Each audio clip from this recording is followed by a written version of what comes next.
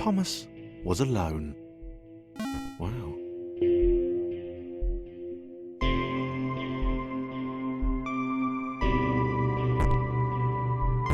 Thomas decided to start listing his observations for posterity. 1. The whole alone thing. 2. Portals.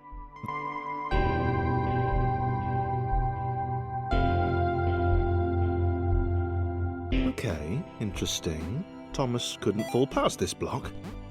Think, damn it, think! What if there was some kind of... a big jump? But Thomas noted there was no real danger in missing it. The world didn't want him to fail here. It was pushing him, but gently.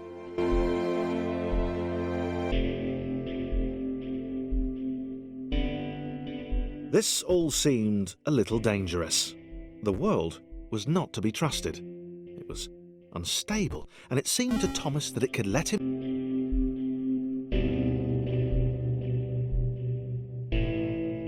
Thomas wondered whether the portals were actually taking him anywhere.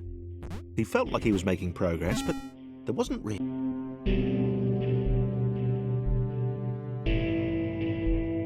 It might have been paranoia again. But Thomas could have sworn the world was becoming more complicated. It always seemed to be one step ahead of his skills. It had been designed just for him. He wondered why. Was the world testing him?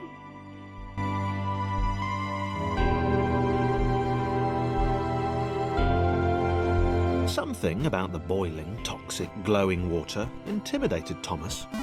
He didn't like it.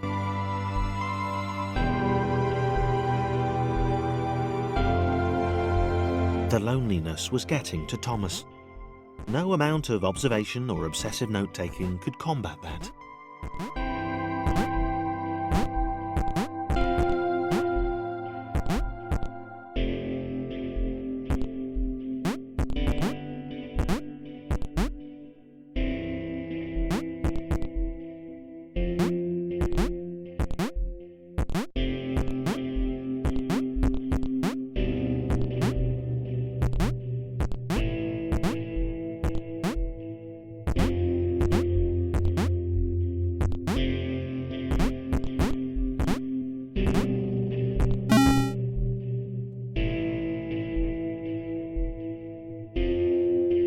Thomas had a new theory. The world was training him. He could feel himself getting smarter. There was the mental list to consider. Over the minutes and seconds since his spontaneous generation, he'd become a pretty skilled jumper. He was evolving. He just wished he had someone to share it with.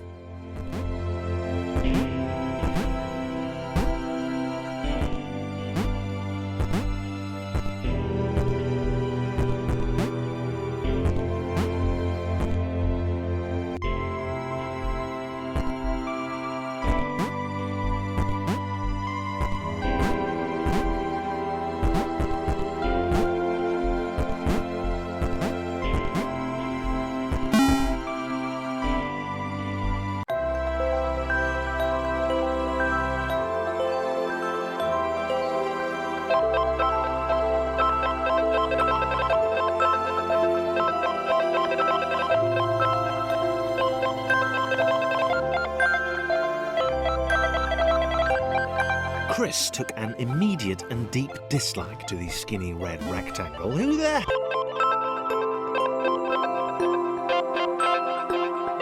Chris had been doing fine. He wasn't the highest jumper, but he'd held his own.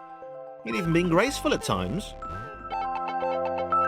Well, not technically graceful. It's probably the wrong word, but you know, fine. There was that skinny little runt leaping about like he owned the place.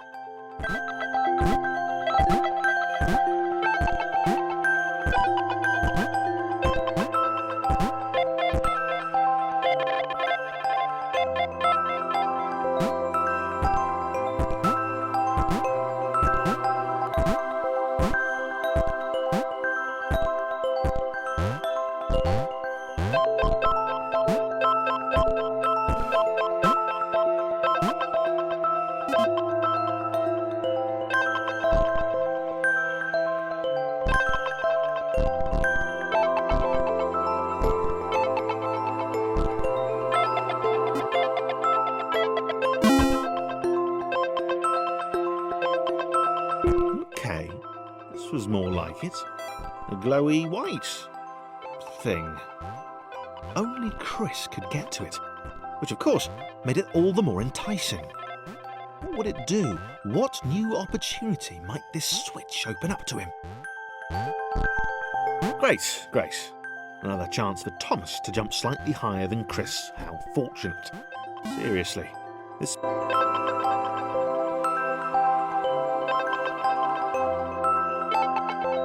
Was this good? Because on the surface, it did not seem good. Chris was pretty scared. Little Red seemed fine, happy to be on his merry little adventure. Chris couldn't shake the feeling that things had taken a significant turn for the worse since Thomas had joined him.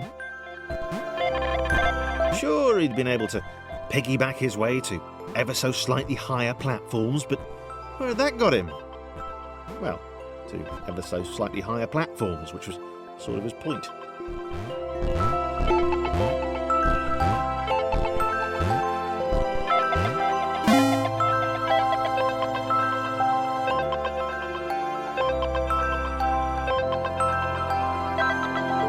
Chris stared at Thomas with pure hatred. He seemed so very happy at their situation. Friends together, a brave fellowship of quadrilaterals on a quest for greatness. That would be fine. But it was all the obvious observation that Thomas was doing which grated. Every time they saw something vaguely new, Chris would hear a satisfied little from the vaulting idiot. He hoped the next portal would split them up, if only for a few levels.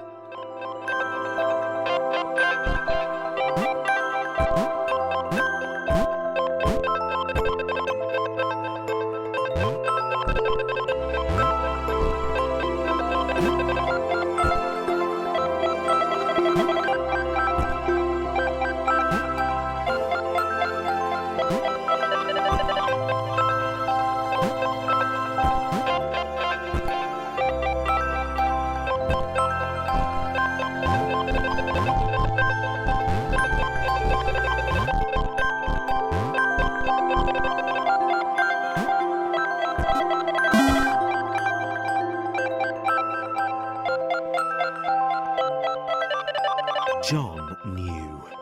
He knew that this was his chance, a moment to shine. This was game day.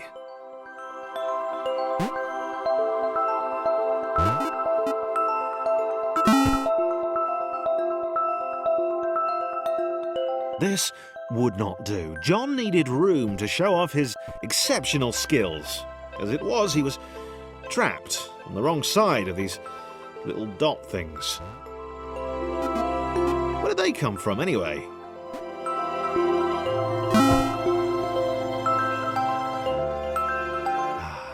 John inhaled the air of the open space, and it smelled of awesome.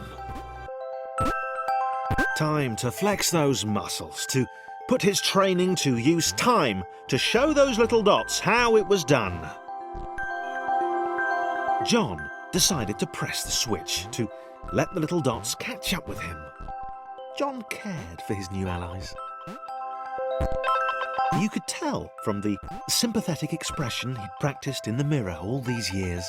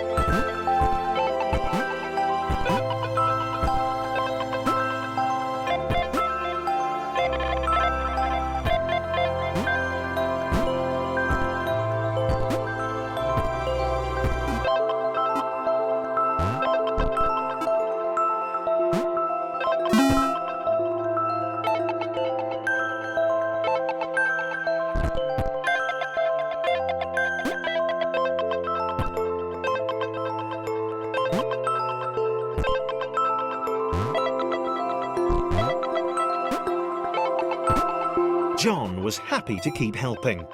He felt it was important to his image that he was seen to help the little guys.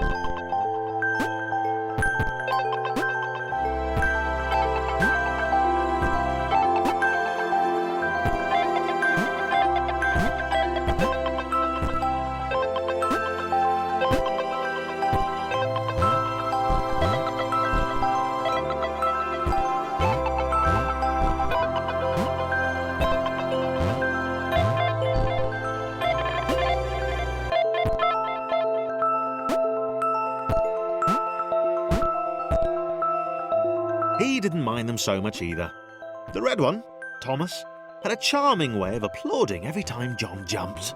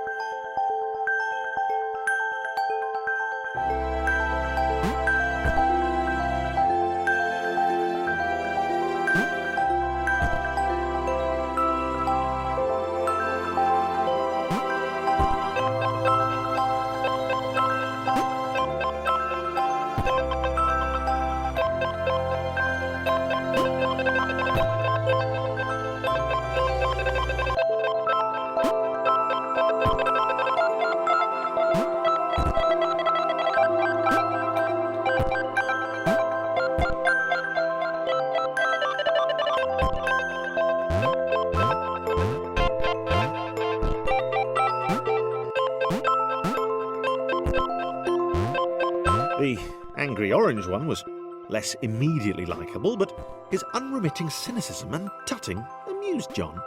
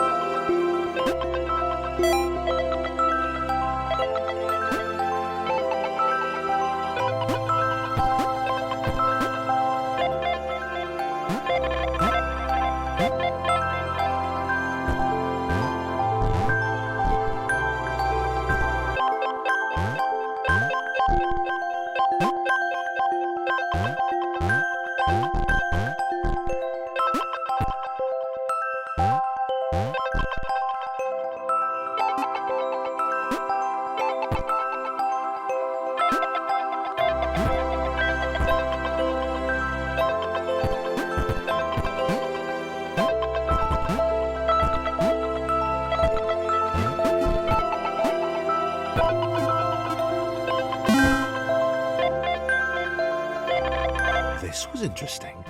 A floating target. This would require coordination, balance, and timing. John was sure the dots would be lost, but he was happy to guide them to triumph.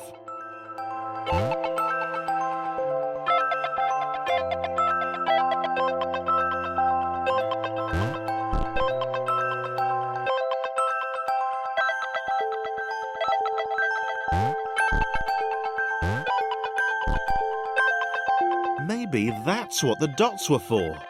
They were there to extend John's reach, to make his performance even more impressive. John liked the thought. He decided to keep them.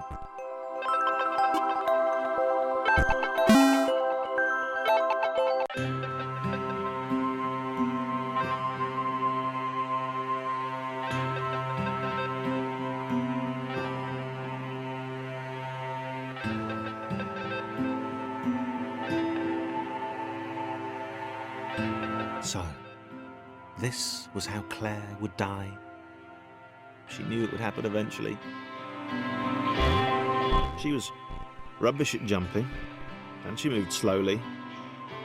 She felt a little like her continued existence was breaking some kind of natural order. The crumbling pillar was a dramatic death, she supposed. Wait, what? Claire couldn't shake the feeling that she was not, in fact, dead. It was at that moment that Claire realised she had superpowers.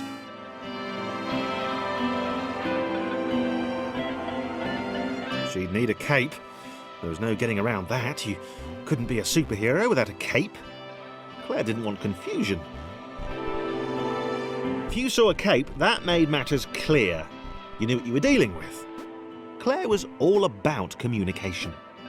And, you know, floating in water, which was her superpower.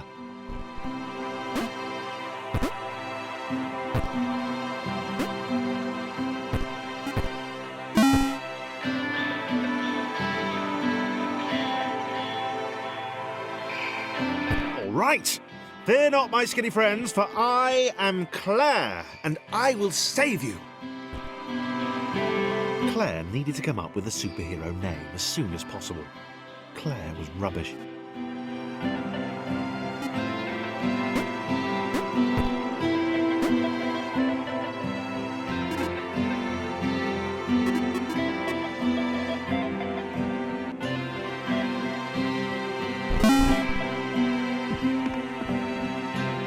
Claire arrived just in time, which was, of course, the perfect moment for superheroes to arrive.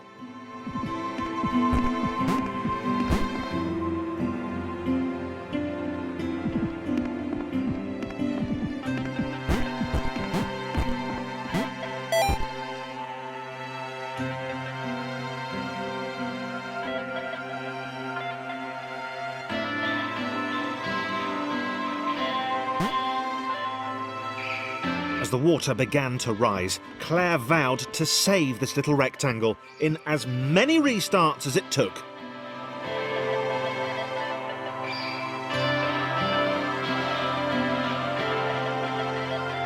Claire wondered if Thomas would make a good sidekick. Or was she more... Claire arrived just in time, which was, of course, the perfect moment for superheroes to arrive.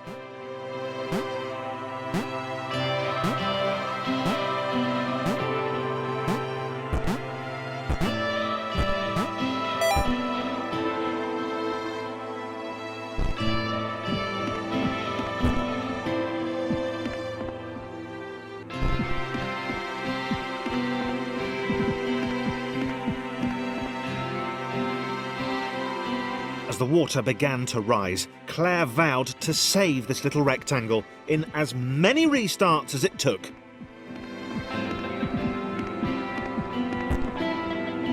Claire wondered if Thomas would make a good sidekick. Or... Claire arrived just in time, which was, of course, the perfect moment for superheroes to arrive.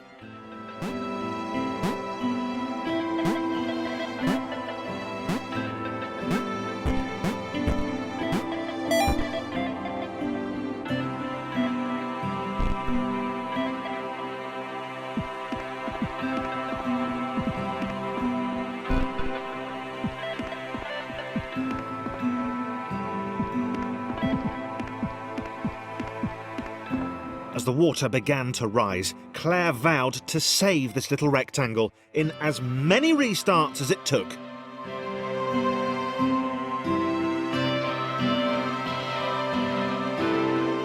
Claire wondered if Thomas would make a good sidekick. Or was she more the lone Avenger type? She liked that. The sole hero in a world of rectangles and conveniently placed pools of toxic water.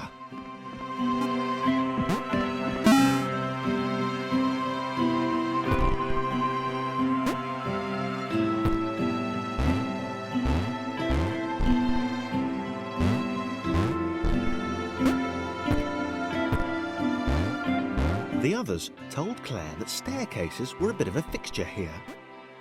Claire wondered why the world made it so difficult.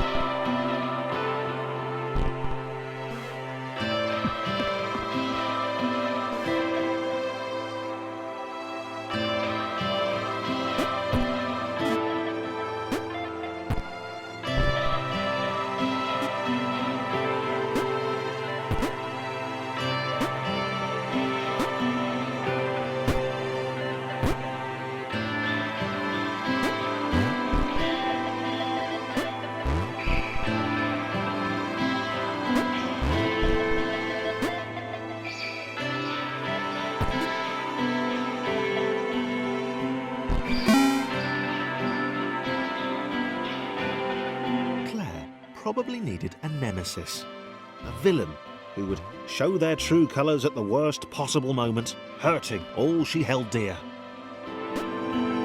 Chris was the most obvious choice.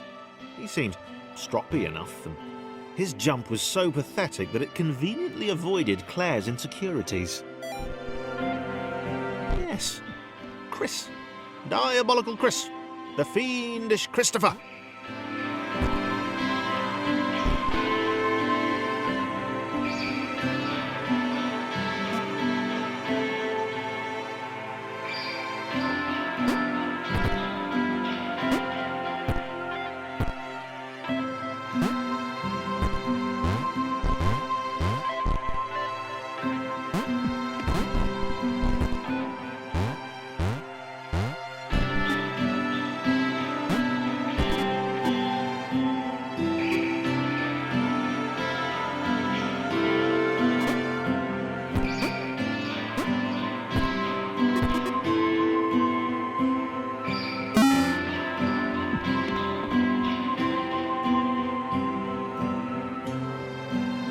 Wait, where had Chris gone?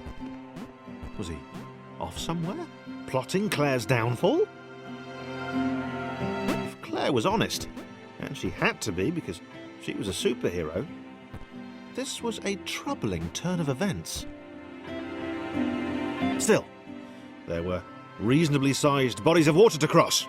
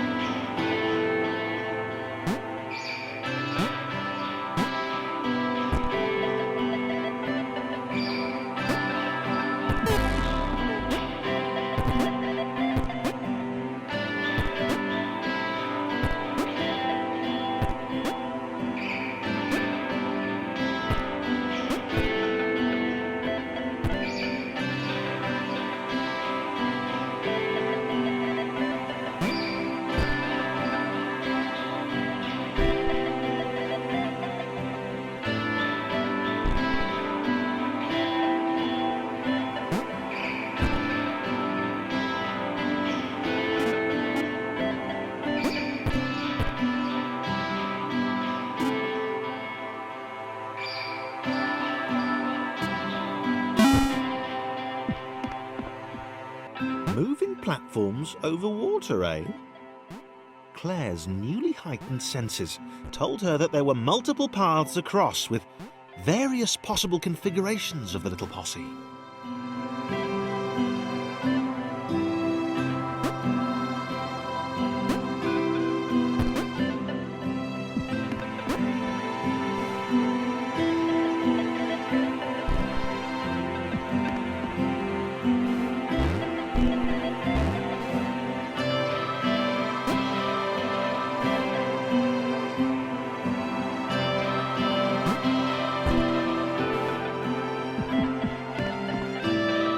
They were doing really well.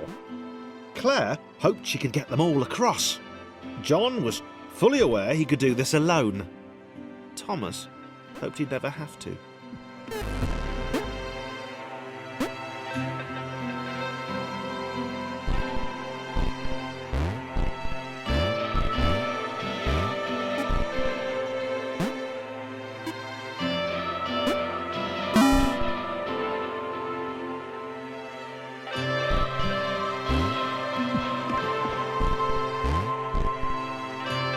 Claire was alone, which was odd, because she wasn't meant to be alone. She needed to be where there were rectangles to save. Being the only superhero in a given space kind of defeats the object. Spikes? That was new. Claire avoided them. She decided they were most likely her kryptonite. Not the rubbish red kryptonite either, the proper radioactive green stuff.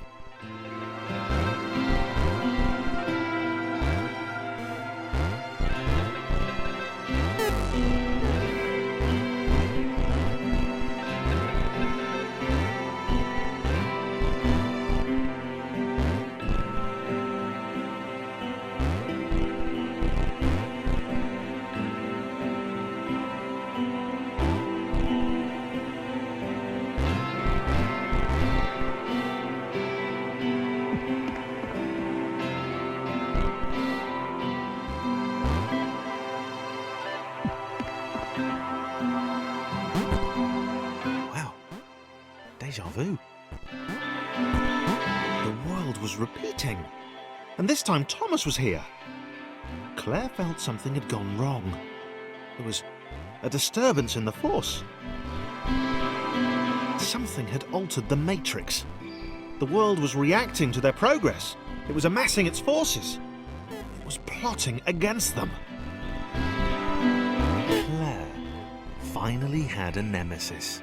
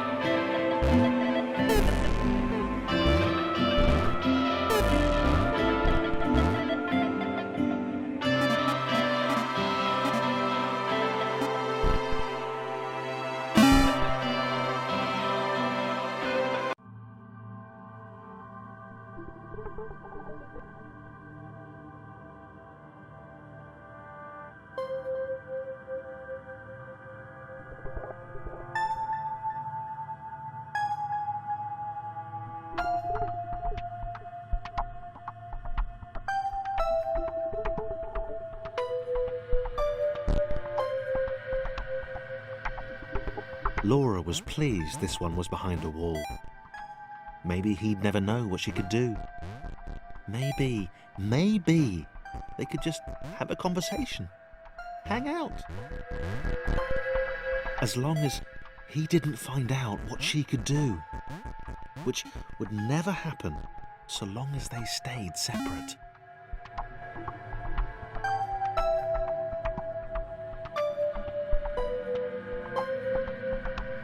Laura didn't have time to worry about the ominous pixel cloud. It had been following her for some time, and it had kept itself to itself until now. More important,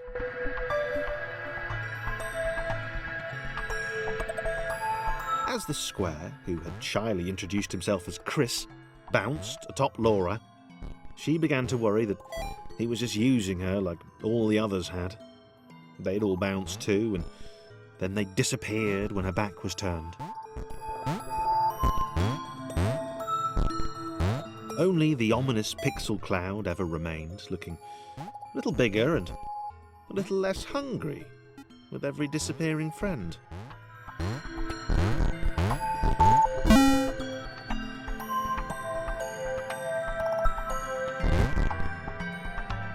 With every bounce, Laura found herself less and less irritated by Chris.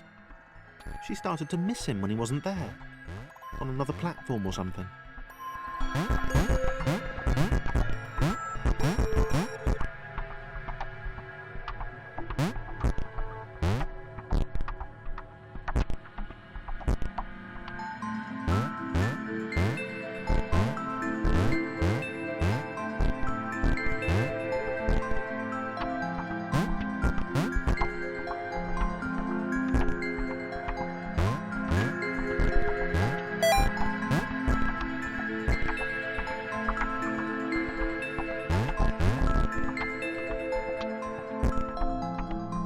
She'd wonder what he was up to. Was he missing her?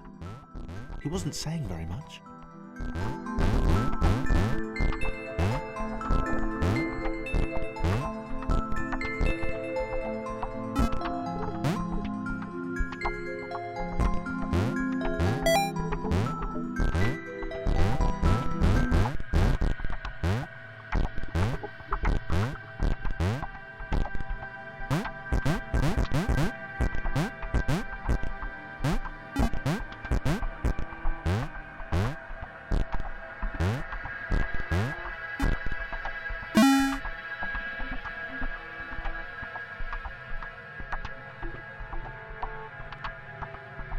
Chris was in love.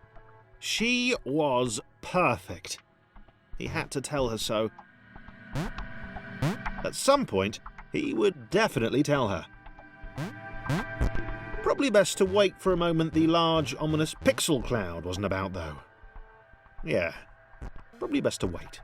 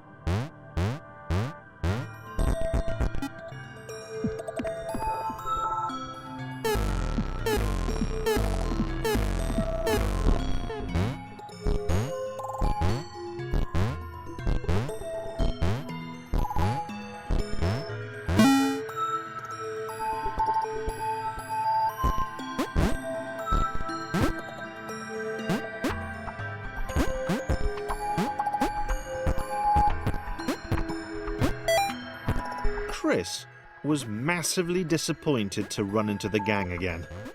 He'd enjoyed the alone time with his new girlfriend.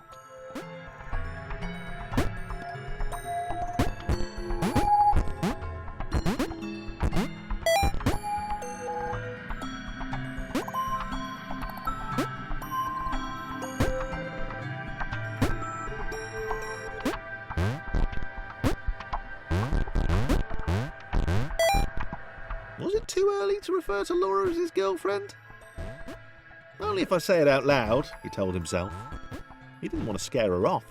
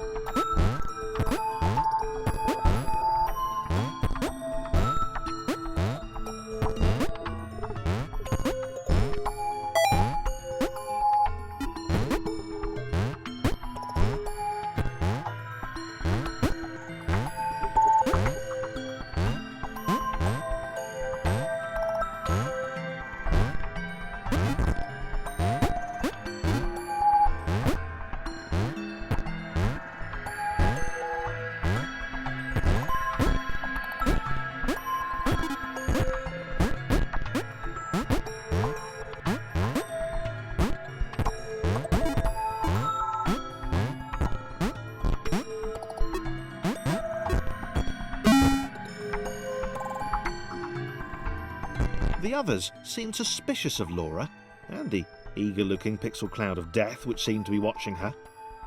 Sure, they'd use her inherent bounciness to reach slightly higher jump points, but they wouldn't strike up a conversation with her. Chris found them rude. Rude? And always there.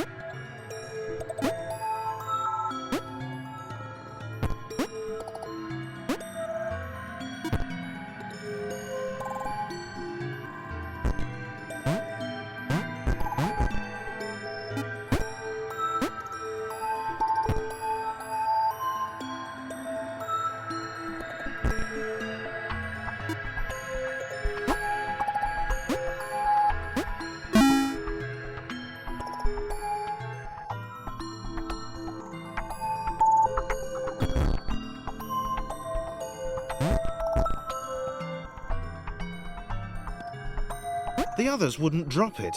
Who's that cloud guy? Why is he following us? What's that rumbling hungry sound he keeps making? Chris, can we just leave Laura behind?